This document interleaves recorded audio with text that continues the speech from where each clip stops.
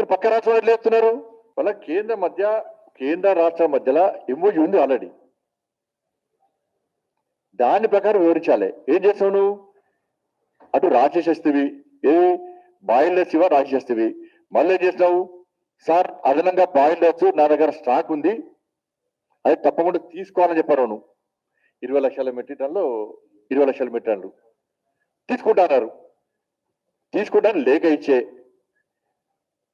ఏం చేసిండు అని ఇంతవరకే అవి. ఇప్పుడు కూడా నువ్వు చెప్పిన అప్పుడు ఇస్తానని బాయిల్డర్స్ ఎందుకు ఇవ్వలే? మళ్ళీ ఏమంటాడు? పోటాడినే అక్కడెక్కడ వస్తాడు, ఏది బీజేపీ అభితారు వస్తాడట, ఇండియా గేట్ దగ్గర వస్తాడట. ఏడాది మరి ఏడవచ్చిన తీసుకుపోయి పోయినసారి ఇస్తాన బాయిల్డర్స్ ఎందుకు ఇవ్వలే?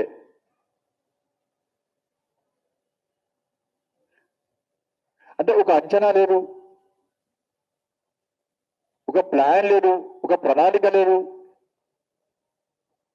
దాని దగ్గర ముందస్తు చర్యలు ఉన్నాయి. ఏ రాష్ట్ర దేశ కేంద్ర ప్రభుత్వం ఏం చేస్తుంది? పంట వచ్చే ముందు అన్ని రాష్ట్ర ప్రభుత్వాలతోని సమావేశం నిర్వహిస్తుంది. సమావేశం నిర్వహించి మీ రాష్ట్రం నుంచి ఈ సంవత్సరము ఈ పంటలో ఎంత మొత్తంలో మీరు ధాన్యం ఇస్తున్నారు, ఒక ఫార్మాట్ ఉంటుంది. దాని ప్రకారం మాకు చెప్పండి, దాని తగ్గట్టుగా మేము కేంద్రంలో ఏర్పాట్లు చేసుకుంటాం అని చెప్పించి అన్ని రాష్ట్రాలతోని సంప్రదింపులు జరుగుతాయి, ఒక సమీక్ష జరుగుతుంది, ఒక సమావేశం జరుగుతుంది. జరిగినప్పుడు ఆయా రాష్ట్ర ప్రభుత్వాలు వెంటనే క్షేత్రస్థాయిలో ఏవోలు పెట్టి అన్ని గ్రామాలు నింపి అన్ని మండలాలు నింపి అసలు వరి ఎంత సాగుతుంది, ఎంత మొత్తంలో ఈసారి జిల్లాలో వరి సేకరణ జరుగుతుంది, ఆ రిపోర్ట్ అంతా కూడా రాష్ట్ర ప్రభుత్వాన్ని పంపితే రాష్ట్ర ప్రభుత్వము పూర్తిగా అంత లెక్క చేసి కేంద్రానికి ఒక నివేదిక ఇస్తారు. ఎస్, ఈసారి ఇన్ని లక్షల మెట్రిక్ టన్నులు మీకు ధాన్యం ఇస్తాము, ఇంత వస్తుంది, ఇన్ని లక్షల మెట్రిక్ టన్నులు ధాన్యం మీకు ఇస్తాము, మిగతా ధాన్యాన్ని మేము ఇక్కడ అవసరాల కోసం ఉపయోగించుకుంటాము. ఇది ప్రతి సంవత్సరం జరుగుతుంది. దీని ప్రకారం కేంద్ర ప్రభుత్వం ఏర్పాటు చేస్తుంది. 10 సంవత్సరం ఇచ్చి నేనే ఈసారి ఏం చేసిండు? ఫిబ్రవరి 20వ తారీఖు నాడు 25th ఫిబ్రవరి రోజు కేంద్ర ప్రభుత్వము అన్ని రాష్ట్ర ప్రభుత్వాలతోని సమావేశం నిర్వహించింది. సమావేశం నిర్వహించినప్పుడు ఏ రాష్ట్ర ప్రభుత్వము ఎంత మొత్తంలో ఈసారి కేంద్రానికి ధాన్యం ఇస్తారని చెప్పి ఫిబ్రవరి 20 రోజు అన్ని రాష్ట్ర ప్రభుత్వాల యొక్క సమావేశం నిర్వహించి నివేదికలు ఇవ్వండి అని చెప్పింది. దీనికి తగినట్టుగా అన్ని రాష్ట్ర ప్రభుత్వాలు వీడియో కాన్ఫరెన్స్ లో అన్ని రాష్ట్ర ప్రభుత్వాలు ఇచ్చినాయి. అలా పంజాబ్ 1,32 లక్షల మెట్రిక్ టన్నులు ఇస్తామన్నారు. మధ్యప్రదేశ్ 1,29 లక్షల మెట్రిక్ టన్నులు ఇస్తామన్నారు. హర్యానా 80 లక్షలు, ఉత్తరప్రదేశ్ 60 లక్షలు, రాజస్థాన్ 23 లక్షలు, బీహార్ 10 లక్షలు. ఇట్లా అన్ని రాష్ట్ర ప్రభుత్వాలు ఫార్మాట్ ప్రకారము మా రాష్ట్రం నుంచి ఇన్ని లక్షల మెట్రిక్ టన్నుల ధాన్యము కేంద్రానికి ఇస్తున్నాం అని చెప్పి క్లియర్ గా ఇవాళ నివేదికలు ఇచ్చినాయి. దీనిలో తెలంగాణ లేదు జిల్లా. మరి నువ్వు ఇయ్యలేదా? ఇస్తే కేంద్రం తీసుకోలేదా? మళ్ళీ ఇప్పుడు ఏమంటారు? కేంద్రం తీసుకోలేరు, ఫోన్ అయినా సిగ్నల్ ప్రాబ్లం అంటావచ్చు. దాన్ని కూడా సిగ్నల్ ప్రాబ్లం ఉంటే అందుకే మేము చెప్తా వాళ్ళకి ఇనవాళ్ళే అంటాడు కావచ్చు. మరి అన్ని రాష్ట్రాలు ఫార్మాట్ ప్రకారము మా రాష్ట్రం నుంచి ఇంత మొత్తంలో ధాన్యం ఇస్తున్నామని చెప్పి క్లియర్ గా 20వ తారీఖు నాడు వీడియో కాన్ఫరెన్స్ లో చెప్పినప్పుడు తెలంగాణ రాష్ట్ర ప్రభుత్వం నుంచి మీరు ఎందుకు ఇవ్వలేదు, ఇవ్వకపోవడానికి కారణం ఏంది, దాంతో పాటు ఈసారి తెలంగాణ రాష్ట్రం నుంచి మేము ధాన్యం ఇవ్వము అన్నారు. తెల్లారి పేపర్ హెడ్లైన్ వచ్చింది, టీవీలో బ్రేకింగ్ వచ్చింది. ఇప్పుడు తప్పు ఎవరిదో రాష్ట్ర రైతాంగం ఆలోచించాలి. కొంటానే ఎవరు? కొంటానే కదా కేంద్ర ప్రభుత్వం నివేదికలు తెప్పించుకున్నది. అన్ని రాష్ట్రాలు కొంటున్నాం కదా. అన్ని రాష్ట్రాల్లో కొంటున్నప్పుడు ఈ రాష్ట్రం వీడియో కాన్ఫరెన్స్ లో పాల్గొని సమావేశంలో పాల్గొని మేము ధాన్యం ఇవ్వము అని ఎందుకన్నది చెప్పాలి రాష్ట్ర ముఖ్యమంత్రి. కొనుగోలు కేంద్రాలు ఎత్తేస్తావు, నువ్వు ఎత్తేయడానికి ఇలా ఎంఓయూ ఉన్నది. కేంద్ర ప్రభుత్వానికి రాష్ట్ర మధ్య ఎంఓయూ ఉన్నది. ఆ ఎంఓయూ ప్రకారము కొనుగోలు కేంద్రాలు ఎత్తేయద్దు. డీసీపీ స్టేట్ ఇది, డీసీపీ స్టేట్ ఇది, నీకు హక్కు లేదు. డీసెంట్రలైజ్ ప్రొక్యూర్మెంట్ స్టేట్ ఇది. ఒప్పందం జరిగింది దాని ప్రకారం నువ్వు ఇవ్వకుండా నువ్వు ధాన్యం ఇయ్యాన్నది నువ్వే, కొంటా అన్నది కేంద్ర ప్రభుత్వము, అన్ని రాష్ట్రాల దగ్గర కొంటా అన్నది, మా తెలంగాణ రాష్ట్రంలో కొంటా అన్నది, ఇయ్యా అన్నది నువ్వు. స్టేట్మెంట్ ఇచ్చిన తెల్లారి కొనుగోలు కేంద్రాలు ఎత్తేస్తా అన్నావు. మరి ఇప్పుడు ఎవరు బాధ్యత వహించాలి? ఎవరు బాధ్యత వహించాలి చెప్పాలి రాష్ట్ర ముఖ్యమంత్రి. దీని బాధ్యులు ఎవరు? ప్రతి సంవత్సరం కొంటున్నాం. ఇవాళ 2014 నుంచి 2022 వరకు కూడా ఇప్పటి వరకు 7 నెలలో 97,570 కోట్ల 97,570 కోట్ల రూపాయలను వడ్ల సేకరణ కోసం తెలంగాణ రాష్ట్రానికి కేంద్రం ఇచ్చింది. 7 నెలలో 97,570 కోట్ల రూపాయలను వడ్ల సేకరణ కోసము తెలంగాణ రాష్ట్రానికి కేంద్రం ఖర్చు పెట్టింది. నీ కమిషన్తో పాటు, నువ్వు బ్రోకర్ చేసిన కమిషన్తో పాటు ఇచ్చిన మేము. ఇవాళ కొంటా అన్నది కేంద్రము, ఇయ్య అన్నది నువ్వు, కొనుగోలు కేంద్రాలు ఎత్తేస్తానది నువ్వు, వరి వేయొద్దన్నది నువ్వు. మరి వరి వేయొద్దన్నావు కదా, మరి నీ ఫామ్ హౌస్ లో వరి ఎట్లా వేస్తావు? నీ ఫామ్ హౌస్ లో నీకు 300 ఎకరాలు 500 ఎకరాలు ఇస్తున్నారు. ఈ మధ్య టో పెట్టుకొని చూస్తాడు. ఈ మధ్య అన్ని చెప్పినా కదా. మళ్ళీ ఈ మధ్య అంతకుముందు చెప్పకముందేమో పెద్ద టోపీ పెడుతుండే, పంట స్టార్ట్ అయ్యే టైంకు పెద్ద టోపీ పెట్టి చెప్తుండే కదా, పెద్ద తుపాగ్రామం టోపీ పెట్టి ఇట్లా పెడుతుండే. ఇప్పుడు నేను చెప్పినా కానీ పెడతాడు, బంద్ చేసింది. మళ్ళీ అందరు నవ్వుతారు కదా, బంద్ చేసింది, పెడతాడు. ఈ మధ్య టోపీ పెడతాడు, కట్ట పడతలేడు. ఇక బ్రేకింగ్ ఇస్తాడు మధ్య. ఇప్పుడు రైతులకు టోపీ పెడతాడు ఇక. మరి నీ ఫామ్ హౌస్ లో కొనుగోలు కేంద్రాలు చేసినావు. మరి నువ్వు నీ ఫామ్ హౌస్ లో పండించిన వరకు ఏదనుకుంటో చెప్పాలి రాష్ట్ర ముఖ్యమంత్రి. నువ్వే తింటావా చెప్పాలి. మరి రాష్ట్ర ముఖ్యమంత్రి ఏం చేస్తావు? ఎవరికి మస్తున్నావు? నువ్వే ఎవరిగా దానం చేయవు, పిల్లి పిచ్చవే నువ్వు. అబ్బో, సంపూడ తప్ప ఇచ్చుడు తప్ప తీసుకుడు తప్ప ఇచ్చుడు ఉంటుంది అదే కదా.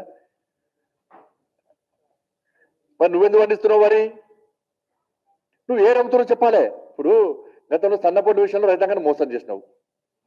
ఇప్పుడు నీ ఫామ్ హౌస్ లో వరి పండిస్తున్నావా, ఇంకా గంజాయి పండిస్తున్నావా చెప్పాలి. మరి నువ్వు కోటీశ్వరు ఎట్లయితున్నావు చెప్పాలి మొత్తం. ఎందుకంటే కోటీశ్వరు కావాలి, నువ్వు కావాలి. నువ్వు ఇంకా కోటి కాదు, ఇంకా నేను చెప్తున్నా కదా, నిండు 100 ఏళ్ళు ఆయుర ఆరోగ్యంతో అష్టైశ్వర్యాలతో నీ తరతరాలు బతకాలి. నువ్వు నీ కుటుంబం పక్క బతకాలి. దానిలో నాకు ఏం అనుమానం లేదు. ఎందుకంటే దోసుకున్నది ఇప్పుడు అయిపోతుంది. అది నువ్వు అందరికి మంచిగా అయిపోతలేవు. ఈ రాష్ట్రానికి ఆ రాష్ట్రానికి పైసలు ఇచ్చినా అయితలేవు.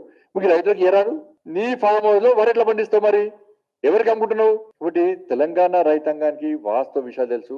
మళ్ళీ కొత్త విషయంతో ఇలా ప్రజలు నమ్మిస్తే నమ్మే పరిస్థితిలో తెలంగాణ రైతాంగం లేదు. ఇలా ప్రతి విమర్శలు చేసి రైతులు ఇబ్బంది పెట్టే ప్రయత్నం చేస్తారు. రాష్ట్ర ముఖ్యమంత్రి గుర్తించుకో. పాపం మట్టి పోదు. ఇప్పటికే ఇబ్బందులు రైతాంగం అంతా కూడా. ఈ మూర్ఖత్వ పాలనలో రైతులను ఆదుకోలేని పరిస్థితిలో వాళ్ళు రైతులు ఆత్మహత్య చేసుకునే పరిస్థితి నువ్వు తీసుకొచ్చినావు. ఇవాళ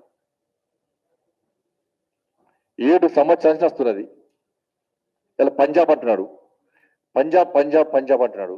పంజాబ్లో ఏం చేస్తారు? ఇప్పుడు యాసంగి పంజాబ్లో ఏం పండిస్తారో తెలుసా రాష్ట్ర ముఖ్యమంత్రి నీకు? వడ్లు, గోధుమలు పండిస్తారు. ఒక పంట వడ్లు పండిస్తారు. వడ్లు పండించేటువంటి వానాకాలంలో డీసీపీ అగ్రిమెంట్ ఏమో ఉన్నది పంజాబ్ కును కేంద్ర ప్రభుత్వానికి. యాసంగికి నాన్ డీసీపీ.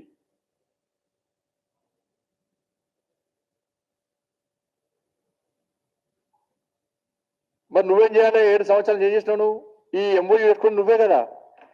ఎంఓయు కేంద్రానికి రాష్ట్రం జరిగిన ఎంఓయు సంతకం పెట్టి నువ్వే కదా, మరి అప్పుడు ఎందుకు ఆలోచించలే? ఒక పంటకు డీసీపీ డీసెంట్రల్ ప్రొక్యూర్మెంట్ ఒప్పుకుంటా, ఇంకోటి డీసీపీ లేకుండా ఒప్పుకుంటా ఒక పంటకు అని చెప్పి నువ్వు అప్పుడే చేస్తావు, మరి అప్పుడు సంతకం ఎందుకు పెట్టినావు?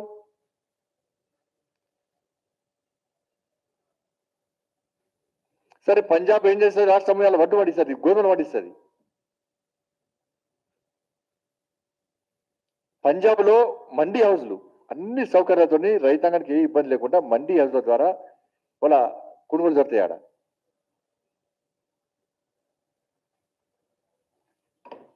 మన పంజాబ్ పేరు చెప్పించి ప్రతిసారి ఇంకొన్ని ఎవరిచుడే ఎప్పుడు ఇచ్చినా ఏ చేసినా పక్క రాష్ట్రంలో ఎవరిస్తారు. నువ్వు ఏం బిగినో చెప్పంటే పక్క రాష్ట్రం చూపుతారు. మళ్ళా ప్రతిసారి ఏ సమస్య ఏ విషయం ప్రశ్నించినా కూడా పక్కన నూపుతారు. మరి అలా పంజాబ్ వడ్లు పండించాలని చెప్పి, గోధుమలు పండించాలి పంట మార్పిడి కోసం అని చెప్పి అక్కడ రాష్ట్ర ప్రభుత్వము అనేక సంవత్సరాలుగా రైతుల లోపల ఒక అవగాహన కల్పించి భూసార పరీక్షలు నిర్వహించి రైతుల లోపల చైతన్యం కలిగించి రైతులను ప్రోత్సహించే ప్రయత్నం అక్కడ ప్రభుత్వాలు చేస్తున్నాయి. బోనస్ ఇస్తున్నాయి. ఇంకేదో రాష్ట్రం రైస్ మిల్లర్ కూడా బోనస్ ఇస్తున్నది. ఇక రైస్ మిల్లులను ఆధునికరించిన రైస్ మిల్లర్స్ అసోసియేషన్ అధ్యక్షుడు చెప్పిండు రవీంద్ర రెడ్డి గారా, రేవంత్ రెడ్డి క్లియర్ చెప్పాడు. అరే నీకేం సంబంధమే రాష్ట్ర ముఖ్యమంత్రి? రైతు వడ్డు వడ్డిస్తాడు, రైతులకు బాయిలకు రాజు సంబంధం ఏంది? నువ్వు రైస్ మిల్లర్తో మాట్లాడు, ఓపెన్ పెట్టు. ఎందుకు తీసుకోరు రైతులు రైస్ మిల్లర్స్? నీకున్న ఇబ్బంది ఏంది? నేను చెప్పింది కాదు ఇది. రైస్ మిల్లర్స్ యూనియన్ అధ్యక్షుడు అయిపోయాడు రేవంత్ రెడ్డి గారు చెప్పారు. వారు క్లియర్గా అయిపోయాడు.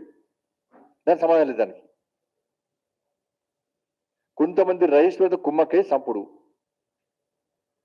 ఇప్పుడు నాన్ డీసీపీ అంటాడు అనుకో, ఈయన బండరు బయటపడుతుంది మొత్తం. ఎందుకంటే ఇన్ని రోజులు రీసైక్లింగ్ చేసి ఒకరి వ్యవసాయం లేకున్నా కూడా వాళ్ళ పేరు మీద పైసలు దుబ్బి, మామిడి తోట కూడా ధాన్యం పేరుతోని, పత్తి తోట కూడా ధాన్యం పేరుతోని పైసలు దొంగ కూడా ఓపెన్ చేసి ఇతర రాష్ట్రాల నుంచి తక్కువ తీసుకొచ్చి ఇక్కడ అమ్మి ఇక్కడ పైసలు దుబ్బిపోయి దొరకదు. వరంగల్ సూర్యాపేటలో మా సంగీత వెంకటేశ్వర మొత్తం పూర్తి ఆదర్శ బయటపెట్టాడు. చలో రాష్ట్రానికి దమ్ముందానికి చలో నేను సమాజంతో రాష్ట్ర ముఖ్యమంత్రిని ఇక్కడ జరిగిన అక్రమాలలో నీ మంత్రుల నీ ఎమ్మెల్యేల టిఆర్ఎస్ పార్టీ నాయకుల పాత్ర లేదనుకుంటే నువ్వు వెంటనే సిబిఐకి నువ్వే కాంప్లైంట్ రాయి, సిబిఐ విచారణ జరుపు, దానికి ఒప్పుకోడు. చలో నిజాన్ని బయటపడుతుంది ద్వారా డబ్బు దానికి నీ పార్టీ నాయకులకు నీ పార్టీ ప్రజాప్రతినిధులకు సంబంధం లేకుండా ఇక్కడ అవినీతి జరుగుతుంది, అక్రమాలు జరుగుతున్నాయి అని చెప్పి నువ్వు భావించినట్లయితే చలో సిబిఐకి ఎంక్వైరీ నువ్వు డిమాండ్ చేయి, లెటర్ రాయి. అవన్నీ బయటకు వస్తాయి కాబట్టి వాళ్ళు జిమ్మికులు చేస్తారు. ఇవాళ కేంద్రం సిద్ధంగా ఉండే నువ్వే ఇయ్యావు.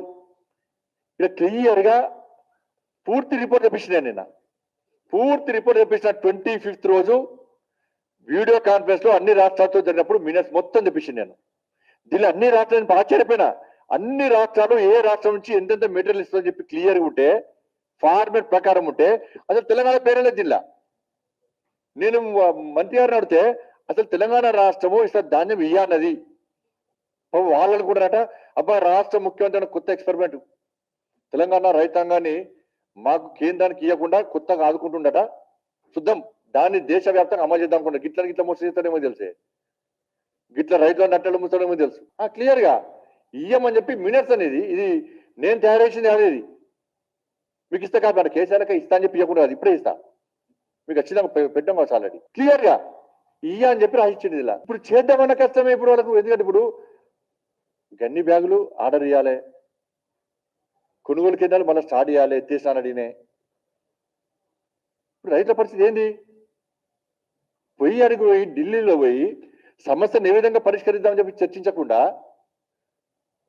ఈసారి బిడ్డ వీళ్ళు పోయి నాకు ఇప్పుడు అంత మంచి ధరతో కూడా మళ్ళా పుట్టించారు. ఈసారి అంటే నమ్మకం అవుతుందన్న అంటే తెలంగాణ ఈ ప్రభుత్వం మీద మంత్రుల మీద నమ్మకం అవుతుంది. నెక్స్ట్ టైం ఏం చేయాలి? నెక్స్ట్ టైం మంత్రులను కలవడం పోతారు, ఏం చేస్తారు? సీసీ కెమెరాలు పెడతారు. సీసీ కెమెరాలు పెడతారు. ఎందుకంటే ఆడ మాట్లాడిన విషయాలు బయటగా చెప్తూ అట్టే వస్తాయి, వేరే విషయాలన్నీ కూడా. ఇంకోసారి ఏం చేస్తారు? వీడియో పెడతారు.